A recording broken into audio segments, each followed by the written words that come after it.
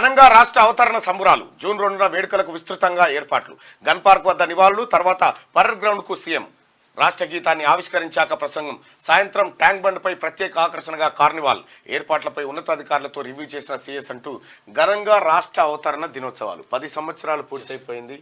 ఈ ఘనంగా తెలంగాణ రాష్ట్ర అవతరణ దినోత్సవాలు జరుపుకుంటా ఉంది. ఈ కార్యక్రమానికి తెలంగాణ రాష్ట్రాన్ని ఇచ్చినటువంటి సోనియా గాంధీ అలాగే మరి కొంతమంది ఉద్యమకారులను ఈ కార్యక్రమానికి ఆహ్వానించబోతా ఉన్నారు. ప్రధానంగా ఇక్కడ తెలంగాణ రాష్ట్ర గీతంగా జయ జయ హే తెలంగాణను తీసుకొస్తా ఉన్నారు. అది ముందు నుంచి ఉన్నప్పటికీ కేసీఆర్ దాన్ని పక్కకు పెట్టేటువంటి ప్రయత్నం చేసి ఇప్పుడు ఒరిజినల్ తెలంగాణ జాతీయ గీతంగా అది మనకు రాబోతా ఉంది. ఇక రెండోది ఏంటంటే ఎంబ్లంని పూర్తిగా తెలంగాణ ఫ్లేవర్లోకి తీసుకురావడానికి, అలాగే తెలంగాణ తల్లి విగ్రహంలో కూడా ఒక మార్పును తీసుకురావాలని.